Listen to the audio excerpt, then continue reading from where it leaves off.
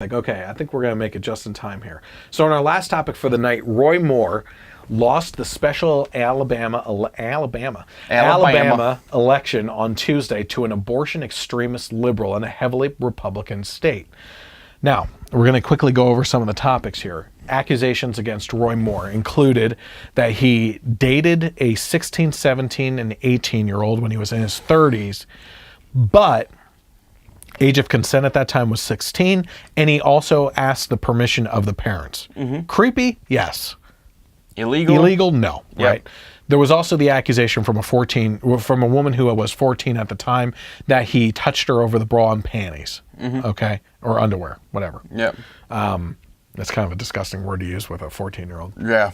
But that has no verified evidence to it. Okay, it's just hearsay right now. Yep. It's an accusation. It's an accusation. Yep.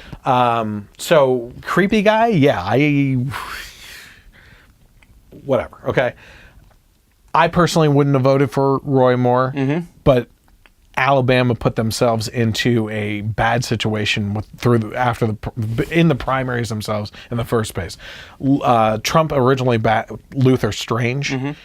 But clearly, out of these three, the best candidate would have been Mo Brooks, I believe, who is a congressman who was literally pulling people to safety and saving their lives at that shooting incident where the guy was shooting at the congressman on the baseball field. Yep. He was one of the guys that was running out into the fire, pulling people to safety. Yep. And Congress didn't want him there anymore, and certainly Trump didn't either. Okay, so that's Roy Moore. The guy that won, Jones, I believe is his name, is like literally a person who believes that you can abort a baby at any point in time, even like having contractions ready to give birth, like scissors and kill it, like that type of thing. Yeah. That's this kind of guy. Alabama is actually one of the states that's, if not the most anti-abortion state, right? Yeah. So for this to happen is very telling. Is it a mandate against Trump? I kind of doubt it. I think it has more to do with people being uncomfortable with their choices, because there was over 200-some thousand people that, or 20,000 or 200,000, I forget. You can look into it, that wrote in a candidate. Yep. Right, and I think the majority of those people wrote in the Alabama football coach, actually. So there's that. Why is this good for the GOP? Couple of reasons why it's good. Number one, we don't have to sit here and defend this guy. Yeah. Okay. I wasn't going to defend him anyway. I don't think we've defended him at all so far. We talked about the stories in regards to him, but I don't think we were defending him, nor do... The only thing I defend on this guy is that these are accusations. Show me proof, because the burden is on the accuser, not the accused, right? You are innocent until proven guilty, not the other way around, which is what society would have you believe. Okay? Another reason why this is good for the GOP, the talks were that they weren't going to allow him to take the seat anyway. So now we don't have to have that discussion. Yep. What's kind of crazy, though, is last week we talked about Al Franken resigning, and he resigned to show the public that his party was taking responsibility and clearing house of those sexual harassers or those accused of it, right? And that the Republicans should do the same because they shouldn't allow Roy Moore in. So he said he was going to take a couple weeks to leave and resign. What a weirdo. But Al Franken. But in this case, what's crazy is now he's resigning and Roy Moore isn't even coming in anyway. So now he's kind of up in the wind, like out there, like, I'm resigning because Roy Moore's coming in and Republicans are nasty and they should be clearing house too. Well, he's not there. He's not going to be there. So Al Franken's kind of like left waving in the wind basically by the DNC, who used him as political fodder, essentially. Why is it bad for the GOP? Well, you have a vote against you. Yep, you lose a seat. You lose a seat, obviously. But maybe we should have seen this coming. Yeah. I think I said this in the beginning of the podcast. There were some signs, right? So some things were public, and there's some videos floating around out there that maybe he's not such a good guy. Yeah. So him and his campaign had some things and appearances on the news that were not so good for public perception. Let's take a look at the first one. You were, I assume, a supporter of Ronald Reagan in the 80s, but he said that Russia was the focus of evil in the modern world. You could say that very well about America, couldn't you? Do you think? Well, we promote a lot of bad things, you know. Like? Same-sex marriage. That's the very argument that Vladimir Putin makes. Well, then maybe Putin is right. Maybe he's more kin to me than I know. Oh boy. Yeah. So number one, have you ever seen, well actually, you know what? Obama did it overseas. He played this, he did what they called an apology tour for America's actions around the world, right? Yeah. But Roy Moore is literally saying right here, well, America's a pretty evil place too. Yeah. Well, I don't want that freaking guy being associated with representing me. Yeah. us. Yeah. I mean, are you crazy saying that we're an evil country? Yeah.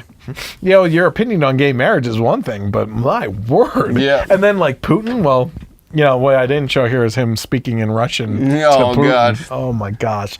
Like, listen, Russia is a huge problem. Russia is not working with the left, and they're not working with the right. They're working with both sides to pit each other. Their operation is chaos. They want political chaos where we pit each other, where we just fall apart as a nation because we're infighting so much, right? And using Russia as a tool, it's just crazy. So let's take a look at the second one here. I think this is personally my favorite. Yeah. Your favorite is coming up next. Does he think that homosexual conduct should be illegal? It's a yes or no question. Probably. Judge Moore has also said that he doesn't think a Muslim member of Congress should be allowed to be in Congress. Why? Under what provision of the Constitution? Because you have to swear on the Bible. When you are before, I had to do it. I'm an elected official, 3 terms. I had to swear on a Bible. You have to swear on a Bible to be an elected official in the United States of America. He alleges that a Muslim cannot do that ethically, swearing on the Bible.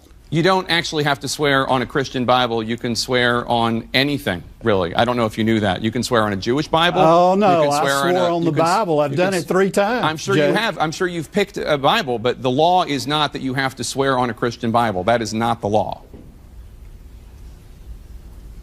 You don't know that? All right, Ted Crockett with I don't know. I know that Donald Trump did it when we made him president. Because he's Christian and he picked it. That's what he wanted to. That's what he wanted to swear in on. Oh, man. So we'll unravel this from the beginning. Number one was what was the first thing he was talking about? Oh man, I forget. Well, okay, let's just go to the second point. It's like about the swearing in. Should homosexuality conduct be illegal? Probably. Probably. Probably. What? What kind of spokesperson is this? Oh my God. Like, listen, you dang well better know your candidate's positions on the issues. Probably. Or you leave it to the candidate to talk about. I guess. And to say that it should be illegal, like, does your candidate does your candidate believe that it should be illegal for homosexual marriage? The answer is either you need to ask him that yourself, or no, but he believes that it's immoral. Okay, that's an argument that you can have on the ethic or moral judgment standing of each side and everything. Yeah. That's an argument that can be had. Illegal? We're not Iran. Not even marriage. Activity. Yes. Yes. Probably. I don't know. Damn, I guess. I mean, for a sideshow, I'll wrestle the alligators for you. But ridiculous. Yeah. Then he goes into swearing in.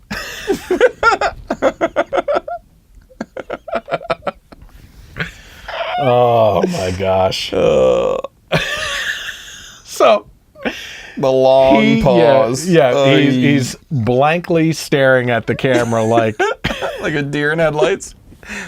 He's saying that the reason why Muslims can't hold public office is they can't ethically swear an oath on the Bible. Yeah, and if they swear on the Bible, they don't mean it. Yeah. And basically Tapper's correcting him, saying you don't actually have to swear it on a Bible. Like, you could swear on the Quran or anything else, right? Mm-hmm. And he's like, oh, no, I swore in on the Bible. Yeah, because you're a Christian. Well, Trump swore in on the Bible. Yeah, because he's a Christian. You didn't know that? Yeah.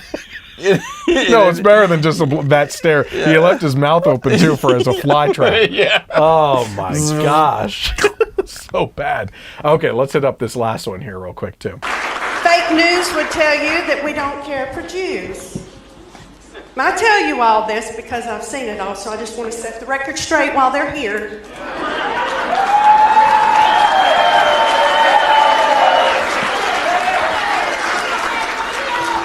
One of our attorneys is a Jew.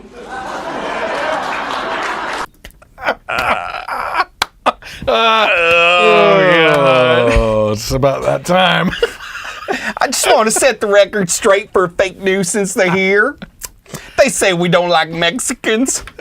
My gardener's a Mexican. My pool boy is a Mexican. He wears that Speedo around the house and shows off his God.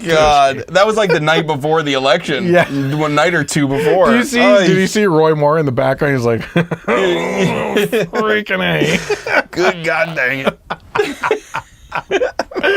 So it is the... I better pick the nicest horse I got. Show up at the polls. It is the...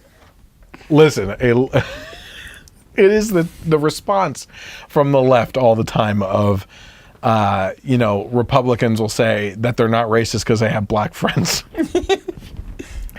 Roy Moore literally just took that argument and applied it to Jewish people. Worse. Yes. Not even friends, employees. Like those Jews are good with taxes and hiding things, and that's why we like them. Yeah, it's one thing to say I have a Jewish friend. Then you have okay. If you hated Jews, why would you have a Jewish friend? An employee? Oh man, that's the worst. So bad. It is so bad. And then, man. They probably had a huge fight in the back after that. It's just like, well, Trump said all Mexicans were murderers and he won. Listen, it is a blessing in disguise that this guy's lost. Yeah. Okay, I want to weed out individuals. Yeah. I don't care what side they're on. I'm kind of glad. You talked about last week that things are going to backfire. I think you said. Yep. Especially in regards to the sexual harassment stuff, that it gets to a point where it's going to be oversaturated with these arguments, right? And if too many accusers flood the market of the Me Too campaign, then it's just not going to be taken as seriously anymore, So we're getting to a point where, people are just going to get sick of hearing about it, and they're going to say, I don't even care. I don't care anymore. You get so oversaturated, you just don't even care. Well, Roy Moore is out of the picture now. Thank God. Yeah. Okay, we don't have to... This circus show is no more. Yeah. And that's all I'll say about that. And I will say to all our liberal friends and celebrities that are having this huge celebration, get off your high horse. Yeah. Doug Jones barely beat this guy. Yeah. Barely. Yeah. Next election comes around. I mean, they even said that Alabama's last Democratic senator was 25 years ago, and even he was a center right-leaning Democrat who eventually became a Republican. The next election, as long as they don't have another Roy Moore type up there will be a Republican back in the Senate seat of Alabama, most likely. I have faith in the direction of our politics going forward. I believe that the Tea Party was the start of a movement on the right to find true conservatives and weed out the the progressive Republicans, right, in our own party. And that's why I've had the conversation with you in the past where, you know, the left will get on the news and progressives, politicians and media sources and everything will say, well, look at the Republican Party. They can't even get their crap in line because they're fighting with each other. That's actually a good thing. Yep. You know, it's a difference of opinions. It's a battle of ideas. That's exactly what you're supposed to have in a thought environment, right? On the other hand, I think that there's a subset of the left now, and I run into them daily, my clients, right? I go to a highly Democratic area that almost all voted for Trump. And they said that they were lifelong Democrats, right?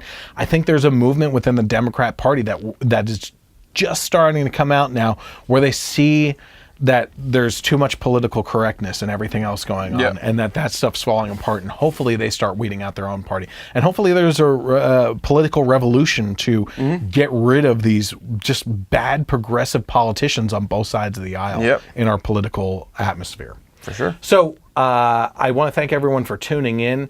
It was actually a really great podcast tonight with some great topics. And if you didn't get a chance, if you are just tuning in at the end here, you need to go back and watch the dating game, because that was actually a really great segment too.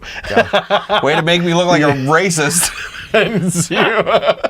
So Jesus. I want to thank everyone for tuning in tonight. Again, if you are watching on Facebook Live, you could always head to the Generation Y Conservative fan page, hit the like button, and get notifications as well. That way you can